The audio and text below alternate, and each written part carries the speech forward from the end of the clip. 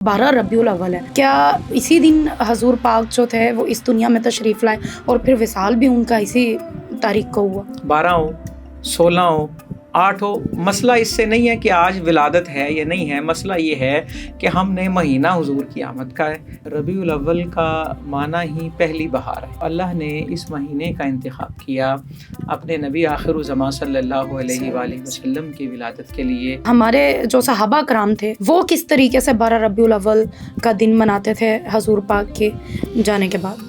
صحابہ کرام نے جس طرح میلاد منایا نا، وہ ہم سمجھ لیں کہ ہمارے وہم و گمان میں بھی نہیں آ سکتا۔ گانوں کو مکس کر کے نعتوں کو بنایا جا رہا ہے، وہ بڑا ایفیکٹ کر رہا ہے۔ نعت لکھنا ایسے ہے کہ تلوار کے سرے پہ ننگے پاؤں چلنا۔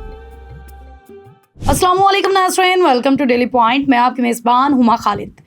ناظرین، آج ہم ایسے بابرکت مہینے کی بات کر رہے ہیں جس مہینے میں اندھیروں کو روشنی ملی، جس مہینے میں رحمت عالم اس دنیا میں جو ہے وہ تشریف لائیں۔ جی ہاں، ماہ جو ہے ربیع الاول کا ہے وہ شروع ہو چکا ہے، اور اس مہینے کی کیا برکت ہے، کیا فضیلت ہے۔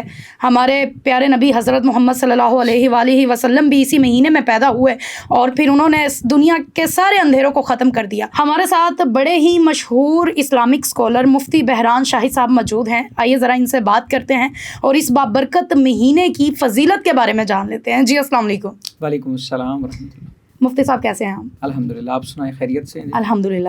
سب سے پہلے تو آپ کو بہت ہی مبارک ہو اس بابرکت مہینے کی، جس کو ہم دوبارہ سے ہمیں اللہ تعالیٰ نے موقع دیا ہے اس مہینے کو سیلیبریٹ کرنے کا۔ مجھے سب سے پہلے بتائیے گا کہ اس مہینے کی ہماری زندگی میں کیا اہمیت ہے؟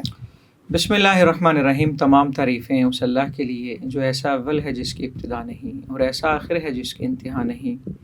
درود و سلام کے گجرے نچھاور ہوں سستی پر جو وجہ تخلیق کائنات ہیں، اور آپ صلی اللہ علیہ وآلہ وسلم کے وساطت سے آپ کی آل اور اصحاب پہ۔ بلا شک و شبہ ربیع الاول کا معنی ہی پہلی بہار ہے، اور اس مہینے میں اللہ نے وہ بہار عطا فرمائی ہے کہ جنہیں خزاں ہے ہی نہیں ہے، کہ وہ ایسی بہار ہیں کہ آپ یوں کہہ لیں کہ گلشن میں گلاب ہوتا ہے، لیکن یہ وہ گلاب ہیں جن میں گلشن ہے۔ سبحان اللہ۔ تو اللہ نے اس مہینے کا انتخاب کیا اپنے نبی آخر الزمان صلی اللہ علیہ وآلہ وسلم کی ولادت کے لیے، اور بلا شک و شبہ اس مہینے میں وہ نبی تشریف لائے ہیں جنہیں امام الانبیاء کہا جاتا ہے، جو رسولوں کے سردار ہیں، جو ظہور میں سب سے آخر ہیں لیکن تخلیق میں سب سے اول ہیں، اول بھی ہیں اور آخر بھی ہیں۔ اور آپ اس مہینے میں اللہ نے انہیں بھیجا ہے جو وجہ تخلیق کائنات ہے۔ وجہ تخلیق کائنات کا مطلب ہے کہ اگر وہ نہ ہوتے تو کچھ بھی نہ ہوتا۔ یہ کائنات، یہ نظام، سورج، حتیٰ کہ ایک حدیث میں، حدیث قدسی کے الفاظ یہ ہیں، اس کا معنی یہ اللہ فرماتا ہے، پیارے محبوب صلی اللہ علیہ وآلہ وسلم، اگر میں آپ کو پیدا نہ کرنا چاہتا تو میں اپنا رب ہونا بھی ظاہر نہ کرتا۔ تو یہ بہاروں کی آمد ہے، ربیع الاول کا مہینہ ہے، حضور علیہ الصلاۃ والسلام کی جلوہ گری ہے، اور اس مہینے کا اللہ نے انتخاب کیا ہماری زندگی کے اندر۔ اس کی کتنی اہمیت ہے کہ ہم یہ سمجھتے ہیں کہ ہماری زندگی کا دار و مدار، پوری انسانیت، پوری نسل، پوری کائنات، ساری یونیورس کا دار و مدار جو ہے وہ اس مہینے پہ ہے۔ دیکھیں نا، جنہیں اللہ نے سب سے آخر میں مبعوث کرنا ہے انہیں سب سے پہلے پیدا کیا، اور ان کے بھیجے جانے سے پہلے کم و بیش لاکھوں انبیاء کرام اور ان گنت رسولوں کی آمد کا سلسلہ جاری ہے۔ وہ ان کے آنے سے پہلے ان کی آمد کے پیامی ہیں، ان کے آنے سے پہلے ان کی آمد کی خوشخبری دے رہے ہیں۔ قرآن پاک پڑھیں، بالکل پیچھے چلے جائیں، یعنی کہ حضور علیہ الصلاۃ والسلام سے پہلے آخری جو نبی تشریف لاتے ہیں وہ حضرت سیدنا عیسیٰ ابن مریم علیہ السلام تشریف لاتے ہیں، اور ان کے الفاظ کیا ہیں قرآن پاک میں موجود ہیں۔ وہ کہتے ہیں، میں آپ کو ایسے رسول کی بشارت دے رہا ہوں جو میرے بعد تشریف لائیں گے، جن کا نام نامی حضرت احمد ہوگا۔ قرآن پاک میں یہ آیت موجود ہے، یعنی کہ انہیں آخر میں بھیجا اس لیے جا رہا ہے تاکہ سارے انبیاء جو ان سے پہلے آئے وہ ان کے آنے سے پہلے ان کا چرچا کریں۔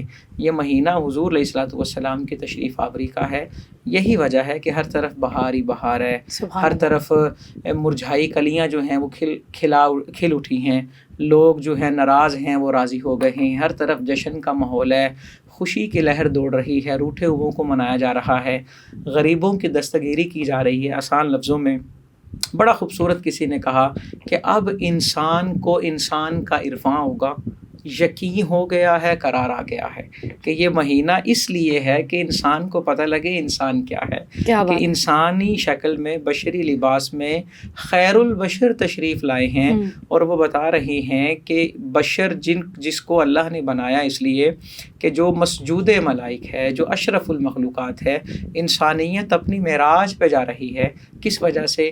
حضور علیہ الصلاۃ والسلام کی وجہ سے۔ اور ہم تو یہ مانتے ہیں کہ اگر یہ مہینہ نہ ہوتا تو ہم بھی نہ ہوتے، کوئی بھی نہ ہوتا، اور ساری بہاریں جو ہیں وہ انہی کے دم سے ہیں۔ علامہ اقبال نے بڑی شاندار بات کہی، وہ کہتے ہیں اسی سوال کے تناظر میں ان کا جو بات ہے، اشعار ہیں، وہ کہتے ہیں ہونا یہ پھول تو بلبل کا ترنم بھی نہ ہو، چمن دہر میں کلیوں کا تبسم بھی نہ ہو، یہ نہ ساقی ہو تو میں بھی نہ ہو، خم بھی نہ ہو، بزم توحید بھی دنیا میں نہ ہو، تم بھی نہ ہو، خیمہ افلاک کا استادہ اسی نام سے ہے، نبض ہستی تب شامادہ اسی نام سے ہے۔ یہ حضور علیہ الصلاۃ والسلام کی آمد جو ہے وہ ہم سب کے لیے جو پیام لائی ہے، یہ حضور کے دنیا میں ظاہری طور پہ تشریف لانے سے پہلے پیام شروع ہیں۔ اور کب سے شروع ہیں؟ حضرت آدم علیہ السلام سے سلسلہ شروع ہے۔ قرآن کہتا ہے انہوں نے وہ کلمات سیکھے جس سے اللہ نے توبہ قبول کی۔ وہ کلمات کیا تھے؟ وہ انہی کی آمد کا اور ان کا ہی وسیلہ دیا تھا اللہ کی بارگاہ میں، تو اللہ نے وہ دعا قبول فرمائی۔ یعنی کہ جن کے آنے سے پہلے ان کے چرچے ہو رہے ہیں، ان کے آنے کے بعد ان کے چرچے کیوں نہ ہو؟ قرآن یہ کہتا ہے وَلَلْآخِرَةُ خَيْرٌ لَكَ مِنَ الْأُولَىٰ۔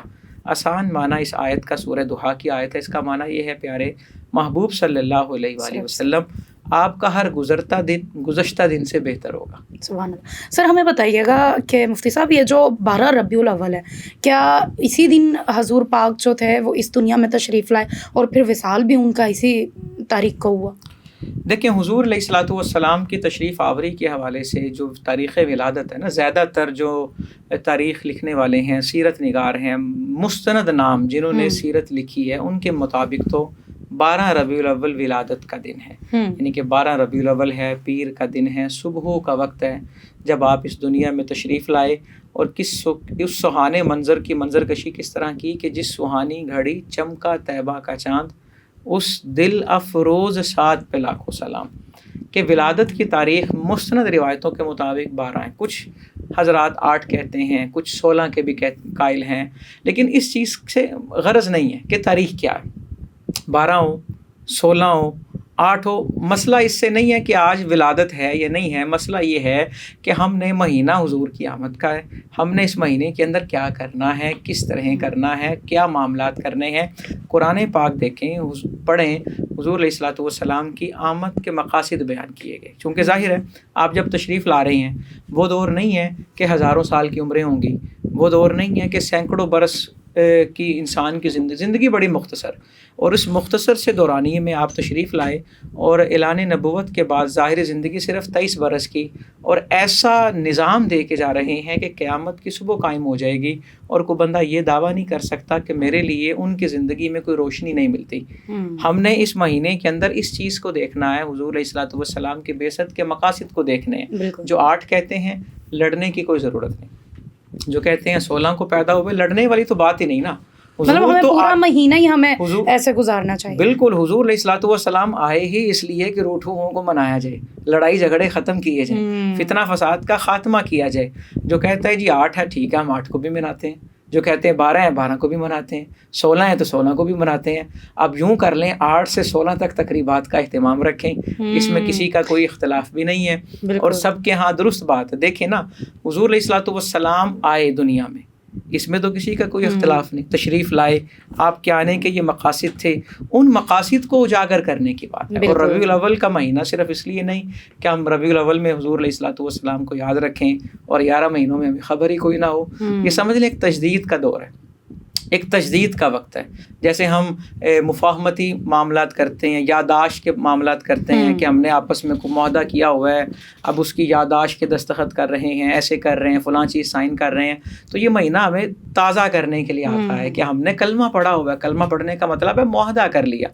علامہ اقبال نے بات کہی، فارسی کا ان کا شعر ہے، وہ کہتے ہیں کہ چوں میں گویم مسلمانم بلرزم، کہ جب میں کہتا ہوں کہ میں مسلمان ہوں، میں نے حضور کا کلمہ پڑھا ہے تو میں کانپ جاتا ہوں، کہ دانم مشکلات لا الہ، کیونکہ میں جانتا ہوں کہ لا الہ الا اللہ محمد رسول اللہ صلی اللہ علیہ وآلہ وسلم پڑھنے کے بعد اس کے تقاضے کیا ہیں، کہ اگر زبان سے کہہ بھی دیا لا الہ تو کیا حاصل، کہ ہم صرف اس بات کو سمجھیں کہ حضور سے ہم نے جو عہد کیا ہوا ہے وہ عہد کیا ہے۔ یہ مہینہ ہمیں یاد دلا رہا ہے کہ ہم نے کلمہ پڑھا ہوا ہے۔ کلمہ پڑھنے کا مطلب کیا ہے کہ زندگی اللہ نے دی ہے، مال اللہ نے دی ہے، اب بندگی اللہ کی کرنی ہے، لیکن اللہ نے اپنی بندگی کے لیے اطاعت جو ہے وہ اپنے پیارے محبوب صلی اللہ علیہ وآلہ وسلم کی رکھی ہے۔ ہم نے مشعل راہ حضور کی ذات کو بنانا ہے، تو ہم حضور علیہ الصلوۃ والسلام کی زندگی کو دیکھیں۔ ہم اس جھگڑے میں نا، یہ مہینہ اس لیے نہیں کہ ہم مناظروں کا چیلنج شروع کر دیں، ہم لڑائی جھگڑے شروع کر دیں، کسی کی محفل میں خود نہ جائیں، اپنی محفل میں آئے لوگوں کو اٹھا دیں کہ تو فرقہ واریت میں نہ پڑیں۔ اس چیز کا یہ مہینہ نہیں ہے۔ یہ مہینہ کس چیز کا ہے؟ یہ مہینہ اس چیز کا کہ وہ تشریف لائے ہیں کہ جن کی آمد پہ طلع البدر علینا پڑھا جا رہا ہے، کہ وہ تشریف لائے ہیں کہ جس دن وہ پیدا ہوئے اللہ نے ساری ماؤں کو بیٹے عطا کی، کہ جب وہ تشریف لائے اس رات کے ستارے جو ہیں وہ نمایاں ہیں، اس رات کے معاملات نمایاں ہیں، جن کی ولادت پہ اتنا نور ظاہر ہو رہا ہے کہ آپ کی والدہ ماجدہ فرماتی ہیں کہ میں نے ملک شام کے بازار دیکھ لیے، اتنا نور روشن ہو رہا ہے۔ تو ہم لڑائی جھگڑے کی نوست کی بجائے نور بانٹنا شروع کریں۔ نور کا مطلب صرف لائٹیں لگانا نہیں ہوتا، آسانیاں پیدا کرنا، کہ لوگوں کی مشکلات دور کرنا۔ یہ مہینہ لڑائی جھگڑے کا نہیں ہے، اور یہ مہینہ اس چکر کا نہیں ہے۔ یہ مہینہ، اچھا کچھ لوگ نا ہمارے ایسے ہیں، وہ کہتے ہیں یہ مہینہ لوگوں کو جلانے کا مہینہ ہے، آئیں جلاتے ہیں، انہیں جلاتے ہیں، مثال کے طور پہ جو خوشی نہیں منا رہے انہیں جلاتے ہیں۔ انہیں جلانے کی بجائے انہیں خوشی پر قائل کیوں نہیں کرتے؟ وہ خوشی نہیں منا رہے تو آپ خود ان کے لیے خوشی کا سامان بنے۔ یہ مہینہ جلانے کا نہیں ہے، یہ مہینہ حضور کی خوشی منانے کا ہے، آپ کی تشریف آوری کا، کیونکہ اللہ نے صرف حضور علیہ الصلوۃ والسلام کے ذریعے ایک نبی یا رسول نہیں بھیجے، بلکہ رحمت للعالمین بھیجے، جو عالمین کے لیے رحمت ہے۔ صرف مسلمانوں کی بات نہیں ہو رہی، صرف انسانوں کی بات نہیں ہو رہی، عالمین کے لیے رحمت ہے، کہ ان کی رحمت کا حصہ تو ابلیس کو بھی ملا ہے، ان کی رحمت کا حصہ کل عالم کو ملا ہے۔ تو ان کے آمد پہ یہ بحث، لڑائی جھگڑے، یہ دیکھیں نا، حضور علیہ الصلوۃ والسلام سے بڑھ کر ملنسار ہے ہی کوئی نہیں، محبتیں فرمانے والا کوئی نہیں ہے۔ اللہ پاک قرآن پاک میں خود ارشاد فرماتا ہے، پیارے محبوب اگر آپ سخت طبیعت کے ہوتے نا تو آپ کے ارد گرد لوگوں کا ہجوم نہ ہوتا، آپ اللہ کی رحمت سے نرم ہیں۔ تو یہ مہینہ کس لیے؟ کہ نرمی دکھانے کا مہینہ۔ مفتی صاحب، یہ تو ساری اب کی باتیں تو ہم کر ہی رہے ہیں، ابھی ایک سوال اور میں پوچھنا چاہتی ہوں کہ جب حضور پاک کی آمد ہوئی تھی، جب وہ پیدا ہوئے تھے، تو وہاں کے لوگوں کو تو علم نہیں ہوگا کہ یہ جو بچہ ہے یہ کیا، مطلب کہ حضور پاک نے آگے چل کر کیا کچھ انسانیت کے لیے، عوام کے لیے، سب کے لیے کرنا ہے۔ تو اس وقت اللہ کی جانب سے جو وہاں پر چیزیں ہوئی ہوں گی، وہ کیا کیا کرامات ہوئی تھیں ان کے پیدائش پر؟ دیکھیں جی، اللہ کی طرف سے جو قدرت کا ظہور ہو رہا ہے نا، حضور علیہ الصلوۃ والسلام کی پیدائش سے پہلے ہی شروع ہو گیا۔ پیدا جس سال آپ نے تشریف لانا ہے نا، اسی سال سب سے پہلے کعبے کی حفاظت اللہ نے کیسے کی؟ کہ جب ہاتھیوں سے کعبے کے اوپر حملہ کیا گیا، حضور علیہ الصلوۃ والسلام اسی سال تشریف لا رہے ہیں، اور کعبے کی حفاظت کس سے کی جا رہی ہے؟ ابابیلوں سے کی جا رہی ہے، چھوٹے چھوٹے پرندوں سے بڑے بڑے ہاتھیوں کے لشکر کو شکست دی جا رہی ہے۔ اور حضور علیہ الصلوۃ والسلام جب ظاہر ہے اپنی والدہ ماجدہ کے شکم مبارک میں، شکم اطہر میں تشریف لاتے ہیں، تو اس وقت اماں آمینہ رضی اللہ تعالیٰ عنہ کیا فرماتی ہیں کہ میں جاتی ہوں تو جانور مجھے سلام کرتے ہیں، میں جس پتھر پہ پاؤں رکھتی ہوں وہ پتھر نرم ہو جاتا ہے تاکہ مجھے تکلیف نہ ہو۔ اور دیکھیں نا، وہ فرماتی ہیں کہ آپ کی ولادت سے قبل معزز خواتین جو پہلے گزر چکی ہیں، حضرت آسیہ کا نام لیں، حضرت سیدہ مریم کا نام لیں، وہ معزز خواتین جو گزر چکی ہیں وہ آ رہی ہیں، انبیاء کرام آ رہے ہیں، خوش آمد مبارکباد پیش کر رہے ہیں، حضور علیہ الصلوۃ والسلام کی آمد کی خبر دی جا رہی ہے۔ اور جب حضور علیہ الصلوۃ والسلام پیدا ہوتے ہیں، یعنی کہ دنیا میں ظاہری طور پہ تشریف لاتے ہیں، تو حضرت آمنہ یہ نہیں کہتی کہ میرے بیٹے پیدا ہو گئے۔ تاریخ لکھنے والوں نے مستند کتابوں میں یہ بات درج ہے، عربی لفظ ہے، اس کا معنی یہ ہے کہ وہ فرماتی ہیں مجھ سے نور کا ظہور ہوا، نور نکلا۔ اور تصور کریں نا، پیدا ہوتے ہی سر جو ہے وہ سجدے کی کیفیت ہے، اور تصور کریں دنیا نے نہیں دیکھا کہ وہ بچے تشریف لا رہے ہیں، یعنی کہ وہ ایسے بچے پیدا ہو رہے ہیں جو ہیں تو نبی آخر الزمان، کسی کو نہیں پتا، لیکن جو چیزیں لوگوں نے دیکھی وہ یہ ہیں کہ پیدائشی طور پہ مختون ہے، ختنہ ہوا ہوا، پیدائشی طور پہ ان چیزوں سے پاک ہیں جس میں دوسرے بچے جو ہیں مبتلا ہوتے ہیں، اور پیدائشی طور پہ زبان پہ اس وقت بھی ربی حبلی امتی کی صدا ہے۔ اور دیکھیں نا پھر اس کے ساتھ ساتھ بچہ پیدا ہونے کے بعد سب سے اہم چیز جو اس کی زندگی میں شامل کی جاتی ہے وہ اس کا نام ہوتا ہے۔ اللہ نے نام کا کیسا انتخاب کیا کہ جو آج سے پہلے کسی نے رکھا ہی نہیں۔ آپ کے دادا حضرت عبد المطلب نے جو نام رکھا وہ نام ہی محمد ہے۔ محمد کا معنی ہی کیا کہ بار بار جن کی تعریف کی جائے۔ اور دیکھیں نا کتنا پیارا اور کتنا میٹھا نام جو رکھا گیا، یہ حضور علیہ السلام، یہ ساری چیزیں اس کو کہتے ہیں، یہ سارے قرینے تھے، یہ بتا رہے تھے کہ یہ ولادت جو ہے یہ کسی عام کی نہیں ہوئی۔ اور لوگوں نے دیکھا، اعلان نبوت تو 40 سال بعد ہو رہا ہے نا، لوگوں نے دیکھا، وہ دیکھ رہے ہیں کہ بادل ان پر سایہ کس طرح کرتے ہیں، وہ دیکھ رہے ہیں حضرت حلیمہ پر مہربانی کس طرح ہو رہی ہے، وہ دیکھ رہے ہیں کہ وہ عمر جس عمر میں بچہ دودھ پیتا ہے اس عمر میں بھی وہ ان بچوں کا لحاظ کر رہے ہیں جنہوں نے بھی دودھ پینا ہے، ان کے لیے اپنا دودھ قربان کر رہے ہیں اس عمر کے اندر۔ دیکھیں نا لوگ دیکھ رہے ہیں نا، معاشرہ سارا دیکھ رہا ہے کہ حضرت دائی حلیمہ کے نصیب جو ہیں وہ جاگ اٹھے ہیں۔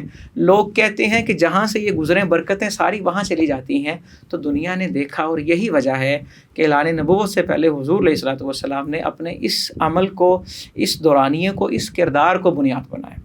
سر ہمیں یہ بتائیں کہ ہمارے جو صحابہ کرام تھے وہ کس طریقے سے 12 ربیع الاول کا دن مناتے تھے حضور پاک کے جانے کے بعد؟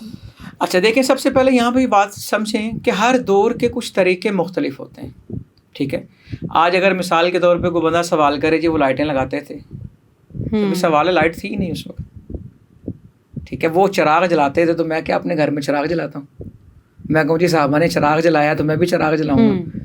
صحابہ جب شادیاں کرتے ہیں تو وہ بارات تو نہیں لے کے جاتے تھے، ٹھیک ہے؟ وہ نکاح ہوتا تھا مسجد میں، اور عورت کے گھر والے، دلہن کے گھر والے وہ خود رخصت کر دیتے تھے آ کے، تو ہم بارات بھی لے کے جا رہے ہیں، سب کچھ کر رہے ہیں، اس پر کوئی اعتراض نہیں کرتے کہ صحابہ نے کیا کیا۔ صحابہ کرام نے جس طرح میلاد منایا نا، وہ ہم سمجھ لیں کہ ہمارے وہم و گمان میں بھی نہیں آ سکتا۔ حضور علیہ الصلوۃ والسلام سے پوچھا گیا، صحیح حدیث ہے، کہ آپ ہر پیر کا روزہ رکھتے ہیں، اس کی حکمت کیا؟ آپ نے فرمایا میں پیر کے دن پیدا ہوا تو شکرانے کے طور پہ میں روزہ رکھتا ہوں۔ تو صحابہ کرام رضوان اللہ علیہم اجمعین پیر کے دن روزہ رکھا کرتے تھے۔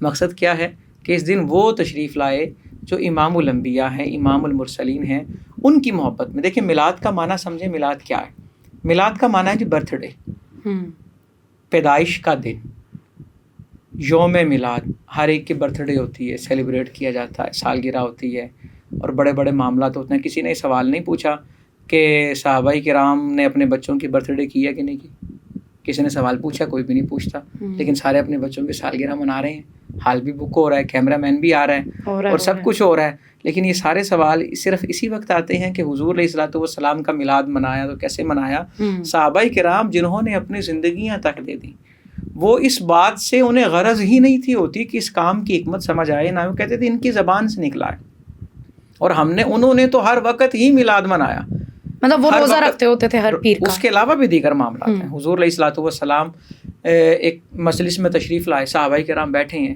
اور پوچھتے ہیں بھی کیا کر رہے ہو؟ عرض کیا ہم اس بات پر اللہ کا شکر ادا کر رہے ہیں کہ اللہ نے آپ کو بھیج کر ہم پہ احسان کیا، آپ اتنی بڑی نعمت ہے۔ تو حضور علیہ الصلوۃ والسلام نے ان سے اس بات پر قسم لی، قسم اس لیے نہیں لی کہ کوئی وہم تھا، کوئی شک تھا، قسم اس لیے لی کہ بات پختہ ہو جائے۔ اور پھر آپ نے فرمایا اللہ تمہاری اس محفل پر فرشتوں کے سامنے فخر فرما رہا ہے۔ میلاد کا معنی کیا ہے؟ ان کی آمد کے چرچے کرنا۔ صحابہ کرام تو جس رستے سے گزرتے ہیں، حضرت عمر ابن خطاب ایک رستے سے گزرے، اپنے خادم ملازم کو کھڑا کیا اور کہتے ہیں جگہ دیکھو، میرے باپ خطاب نے مجھے 4-7 اونٹ دیے یہاں کھڑے کرنے کے لیے، میں دوسرا ٹھیک کرتا تو پہلا خراب ہو جاتا، اور مجھے انہوں نے پنش کیا یہاں پہ اور ڈانٹا، کہا اتنے بڑے ہو گئے تم سے 4 اونٹ سیدھے نہیں ہوتے۔ کہتے ہیں دیکھو نا میرا وہ حال تھا اور آج 22 لاکھ مربع میل پہ لوگ میری بات مانتے ہیں۔ یہ مجھے اللہ نے یہ مقام کس وجہ سے عطا کیا؟ حضور کی تشریف لانے کی وجہ سے، ان کی میلاد ان کی ولادت کی وجہ سے یہ ایسا ہوا ہے۔ صحابہ کرام رضی اللہ تعالیٰ عنہم نے جو کیا وہ یقین کریں ہم سوچ ہی نہیں سکتے۔ انہوں نے وہ معاملات کے تصور کریں نا، امیجن کریں۔ حضور علیہ الصلوۃ والسلام وضو فرماتے ہیں، وضو کے قطرات چہرہ مبارک سے یا ہاتھوں مبارک سے لگ کے جو نیچے ٹپکتے ہیں، صحابہ کرام ایک قطرہ بھی زمین پہ جانے نہیں دیتے تھے، اسے پکڑ کر اپنے ہاتھوں پہ مل کے اپنے چہروں پہ لگا لیتے ہیں۔ اللہ نے تو نہیں کہا انہیں ایسا کرو، لیکن اللہ نے یہ ضرور کہا کہ یہی ایمان ہے، اور اس کو منافقین بے وقوفی کہا کرتے تھے۔ اللہ نے فرمایا نہیں، یہی ایمان ہے۔ صحابہ کرام نے جو عمل کیا، دیکھیں نا، جو حضور علیہ الصلوۃ والسلام کی محبت میں کیا، محبت کے سارے درجے۔ اصل میں بات پتہ کیا ہے، ایک اللہ کے بندے نے بڑی شاندار بات کی، وہ کہتے ہیں امتی کا کیا کام یہ بحث کرے کہ میں نے یہ کرنا یا نہیں کرنا، امتی تو پابند ہے نا، مامور ہے، ہر حکم اس کو طے ہے کہ یہ چلا آ رہا ہے، میں نے اس کے مطابق کرنا ہے، اس طرح کرنا ہے۔ امتی کا کام کیا ہے، وہ اپنے نبی سے محبت کرے۔ جو بندہ حضور علیہ الصلوۃ والسلام سے محبت کرے گا نا، پھر وہ یہ سوال نہیں کرتا کہ یہ کام کرنا ہے یا نہیں کرنا ہے، وہ پھر ہر وہ کام کرے گا جو اس کے محبوب کی عظمت کا سبب بنے گا۔ اور ہم میلاد منائیں یا حضور کی نعتیں پڑھیں، اس سے ہم ان کی کوئی شان بڑھا نہیں رہے، بیان نہیں کر رہے۔ وہ جن پر رب درود بھیجے انہیں ضرورت ہے کہ کوئی ان کی نعت پڑھے۔ مفتی صاحب، آپ نے یہ طریقے تو سارے بتا دیے۔ آج کل ہمارے ہاں نا رواج کچھ بدل گئے ہیں۔ اگر ہم پچھلے ربیع الاول کی بات کریں تو ایک ایسی خاتون سامنے آئی جن کا نعت پڑھنے کا انداز سوشل میڈیا پر وائرل ہوا، بہت سارے لوگوں نے تنقید کا نشانہ بنایا۔ پھر کچھ ایسی اور خواتین سامنے آئیں، پھر کچھ مرد حضرات بھی ایسے سامنے آئے جن کا انداز کچھ ایسا تھا۔ پھر آج کے دور میں گانوں کو مکس کر کے نعتوں کو بنایا جا رہا ہے، وہ بڑا ایفیکٹ کر رہا ہے۔ تو عوام ادھر کنفیوز ہو جاتی ہے کہ ہم اس انسان کو کیا بولیں کہ یہ کسی اور گانے کو اٹھا کے اس میں اب چیزیں ایسی لگا رہے ہیں کہ ہم اس کو نہ تو کچھ کہہ پا رہے ہیں نہ اس کو سن پا رہے ہیں۔ تو ایسے معاملات میں کیا کرنا چاہیے؟ آپ نے بہت شاندار سوال کیا، یہ سمجھ لیں کہ یہ دکھتی ہوئی رگ ہے اور معاشرے کی بہت بڑی ضرورت ہے کہ اس کی آگاہی ہو۔ سب سے پہلی بات یہ ہے، حضور علیہ الصلوۃ والسلام کی تعلیمات سے دوری ہے۔ ہمیں پتہ ہی نہیں نعت کہتے کسے، ہمیں پتہ ہی نہیں نعت لکھنے کے، کہنے کے، سننے سنانے کے آداب کیا ہیں۔ ہم جانتے ہی نہیں کہ محفل نعت کا مقصد کیا ہے۔ ہم محفل نعت اس لیے تو نہیں کرا رہے کہ حضور کی خوشی منا رہے ہیں یا اللہ کو راضی کرنے کے لیے حضور کو ہم تو محفل نعت اس لیے کرا رہے ہیں کہ لوگوں کو پتہ لگے میرے تعلقات بڑھے، میرے پاس کراچی سے نعت خواں آئے ہیں، میرے پاس خطیب بہت بڑے آئے ہیں، میں نے 4 عمرے کے ٹکٹ دیے ہیں۔ تو جب یہ معاملات ہوں گے تب ظاہر ہے اس کے نتائج جو ہیں وہ اس کے برعکس ہوں گے۔ دوسری چیز ہے، ہم تنقید کرنے کی بجائے اصلاح کرنے کی کوشش کریں۔ مثال کے طور پہ کسی نعت خواں نے اگر کوئی ایسا ایکٹ کیا جو خلاف شرع ہے تو ویڈیو بنا کے مجھے تنقید کرنے کی بجائے ان سے رابطہ کریں، ان کو سمجھائیں، ان کی اصلاح کریں کہ وہ خود ویڈیو بنا کر یہ اعلان کریں کہ مجھ سے غلطی ہوئی ہے، آئندہ میں ایسے نہیں کروں گا یا نہیں کروں گی۔ ہمیں یہ طریقہ اپنانا چاہیے، جس سے مسئلہ ہے اس سے اس کا حل نکالنا چاہیے۔ اگر کسی اور سے ڈسکس کریں گے تو معاملات خراب ہوں گے، ہم افراط و تفریط میں پڑ جاتے ہیں، دونوں ہی غلط ہیں۔ نبی آخر الزمان ارشاد فرماتے ہیں بہترین کام درمیانہ کام ہے، میانہ روی جس کو کہا جاتا ہے۔ اور نعت کے حوالے سے دیکھیں نا، ہمارے بڑے یہ بات کہہ گئے، لکھ گئے، قرآن و حدیث سے بات ثابت ہے کہ اللہ کی حمد لکھنا بہت آسان ہے، بہت آسان ہے۔ اور نعت لکھنا ایسے ہے کہ تلوار کے سرے پہ ننگے پاؤں چلنا، ذرا سی کمی کی تو ہین ہو سکتی ہے، اضافہ کیا تو شرک ہو سکتا ہے۔ اتنا مشکل کام ہے نعت لکھنا۔ مرزا غالب نے بڑے بڑے قصیدے، بڑے بڑے کلام لکھے، اتنا بڑے شاعر گزرے ہیں کہ علامہ اقبال نے کہا قوت گویائی میں تیری ہمسری ممکن نہیں۔ مرزا غالب کو جب کہا کہ حضور علیہ الصلوۃ والسلام کی نعت میں کچھ کہیں تو مرزا غالب کیا کہنے لگا کہ یہ منہ اس قابل نہیں ہے۔ غالب ثنائے خواجہ بایزداں گذاشت کہ میرا منہ اس قابل ہی نہیں ہے کہ میں حضور کی نعت کہوں۔ اتنی بڑی عظیم ہستی، اتنے بڑے، اور ہم بیٹھے بیٹھے دیکھیں نا، سوال یہ ہے نعت اگر حضور کی ہے تو پھر چودھری صاحب کے نام کیوں ہو رہا ہے شعر؟ نعت اگر حضور کی پڑھ رہے ہیں تو پھر کیا مطلب اس کا کہ چودھری صاحب آپ کی نظر کر رہا ہوں صرف اس لیے کہ آپ نذرانہ دیں گے؟ پیر صاحب آپ کی نظر، جب نعت حضور کی ہے تو نظر بھی حضور کی ہوگی نا۔ بالکل، بے شک۔ کبھی وہ بندہ جو محفل میں 1.5 گھنٹہ مائک نہیں چھوڑ رہا، اپنے آپ سے پوچھے کیا اس نے کبھی بند کمرے میں بیٹھ کے 1.5 گھنٹہ حضور کی بارگاہ میں حاضری دی ہے؟ اس نے نعت پڑھی ہے، اس نے درود پڑھا ہے، وہ وہاں پہ نعت کے لیے آیا، کیا وہ عشاء کی نماز پڑھ کے آیا؟ کیا اس نے فجر کی نماز جا کے پڑھنی ہے؟ ہمارا محافل کا مقصد صرف انٹرٹینمنٹ ہو گیا ہے، اسی وجہ سے محافل میں نعت بھی ہو رہی ہے، رقص بھی ہو رہا ہے۔ بالکل دیکھیں نا، حالانکہ محفل میں نعت بھی ہو رہی ہے، نقص بھی ہو رہا ہے، 10 بندوں نے ایک جیسے کپڑے پہنے ہیں اور نعت کے دوران وہ جھومر بھی ڈال رہے ہیں۔ بالکل۔ اب حضور علیہ الصلوۃ والسلام کی تعلیمات تو یہ نہیں ہے۔ آپ جو تشریف لائے جس مقصد کے لیے، اس مقصد کو اجاگر کرنا بہت ضروری ہے۔ حضور علیہ الصلوۃ والسلام کی تعلیمات سے واقف ہونا بہت ضروری ہے. اگر واقف نہیں ہوں گے تو پھر یہ سارے سمجھ لیں صرف وہ انٹرٹینمنٹ ہی ہے اور اپنی دل کی سمجھ لیں دل کو بہلانے کا طریقہ ہے. یہ نعت نہیں ہو رہی. نعت تو اس طرح سے ہوتی ہے کہ انسان کی آنکھیں جو ہیں وہ باوضو ہو جاتی ہیں. اور نعت حضور علیہ الصلوۃ والسلام کی محبت کا نام ہے اور محبت کے اندر اطاعت ضروری ہوتی ہے. مفتی صاحب آپ کا بہت شکریہ، آپ نے اپنا قیمتی ٹائم دیا اور 12 ربیع الاول کے اس بابرکت مہینے کی ہمیں فضیلت بتائی اور ہمیں یہ بتایا کہ ہمیں اپنا یہ مہینہ کس طریقے سے گزارنا چاہیے. ہمیں لوگوں کا اچھا کرنا چاہیے اور یہ کرنا چاہیے کہ حضور پاک صلی اللہ علیہ وآلہ وسلم کی بتائی گئی چیزوں پر عمل کرنے کی کوشش کرنی چاہیے، ان کی خاطر کہ ہم نے ان کا مہینہ ہم سیلیبریٹ کر رہے ہیں تو ہم ان کے طرز زندگی میں بھی تھوڑا سا ڈھل کے دیکھیں کہ وہ کس طریقے سے لوگوں کے ساتھ ڈیل کرتے تھے، لوگوں سے ملتے تھے، اپنے آپ کو لوگوں کے لیے سرو کرتے تھے. مجھے اجازت دے، ملتے ہیں اگلے پوڈ کاسٹ میں، تب تک والسلام.